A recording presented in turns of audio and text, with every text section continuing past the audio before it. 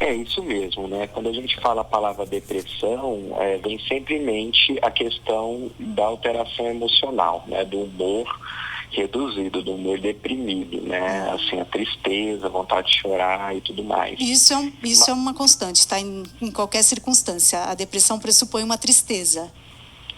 Isso vem sempre no nosso imaginário, em filmes e tudo, né? Mas a gente tem que lembrar que o humor é uma das regiões do cérebro que está alterada nesses quadros, né? Tá. Então, o humor em si é uma região, a região do humor é uma região que ela está sofrendo oscilações de acordo com o ambiente em condições normais. E dentro dessas oscilações de humor, elas não necessariamente vão acontecer sempre no sentido de melancolia, que seria essa tristeza, aquele aspecto de se sentir negativo. Mas a apatia também é uma outra alteração dessas regiões do cérebro. Então a apatia, a indiferença afetiva, então a pessoa não sente nada, nem alegria, nem tristeza, fica uma sensação de neutralidade e que é bastante incômoda, parece ser algo tranquilo, mas quando a pessoa sente isso permanentemente é muito incômodo. A ansiedade também é uma alteração de humor dentro dos episódios depressivos, dentro dos quadros depressivos, e a ansiedade aqui a gente não está falando daquela pessoa agitada, com pressa, não, nós estamos falando, na verdade, do medo, né? Uma sensação de pânico, uma sensação de adrenalina, de que falta o ar porque eu acho que algo vai acontecer comigo ou não vai acontecer como eu esperava. Então, o humor ansioso também faz parte de alteração de humor em episódios depressivos. E mais dois, a irritabilidade e a agressividade. Parecem a mesma coisa, mas são diferentes. A irritabilidade é mais uma sensação de insatisfação, né? Assim como, por exemplo, a visão fica irritada com a luz, o humor ele pode ficar irritado com o ambiente. Então a pessoa fica com incômodo, uma sensibilidade maior para o incômodo.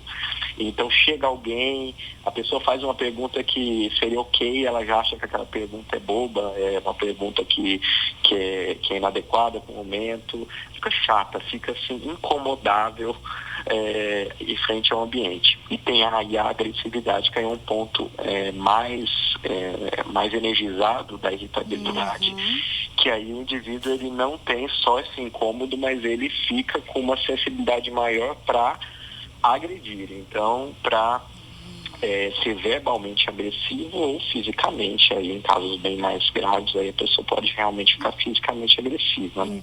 Tá. Então, dentro das alterações de humor, na doença em que o cérebro se desregula nessas áreas, tem várias apresentações. Tem várias apresentações, né, quer dizer, todos esses ingredientes aqui, essas características, são características de um quadro de depressão, mas elas não se manifestam juntas, é isso?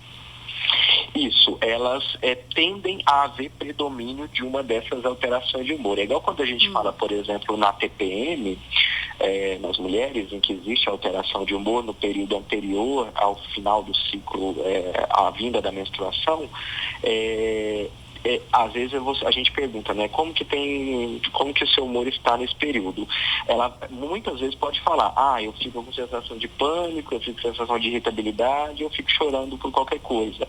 Mas normalmente existe um que predomina. Então pode sim acontecer uma combinação, uma mudança entre um e outro ao longo dos dias, mas normalmente tem um que costuma predominar mais desses. Entendi. É porque a gente fala em depressão, a gente pensa automaticamente numa situação de tristeza, de melancolia, né? E também de apatia. Não necessariamente essas características estão associadas à depressão.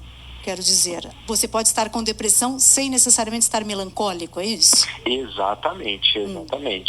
E isso é muito interessante porque quando o humor é de apatia, por exemplo, e aí você tem, lógico que aí também tem todos os outros sintomas, então não é só o humor, né? Então, quando a gente fala na doença em si, porque às vezes as pessoas usam a expressão como, hoje eu estou deprimido, como sinônimo de estou triste.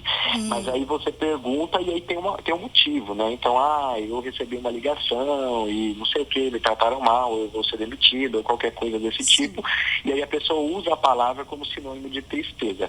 No caso aqui, nós estamos falando num quadro de desregulação e que não é só o humor. Então, sempre que existe um quadro clínico de depressão, o humor está alterado, mas sempre a energia física e mental. Então, física é o cansaço físico mesmo, a sensação de prostração, mas a energia mental que seria a sensação de redução da capacidade cognitiva da pessoa. Então, o que seria isso? Seria a pessoa sentir que ela está abaixo, aquém daquilo que ela é em termos de agilidade mental. Então, depressão é uma redução mesmo do funcionamento, é um sinônimo bem geográfico mesmo de depressão, de redução do funcionamento prévio do indivíduo. Então, ele perde agilidade, atenção, memória.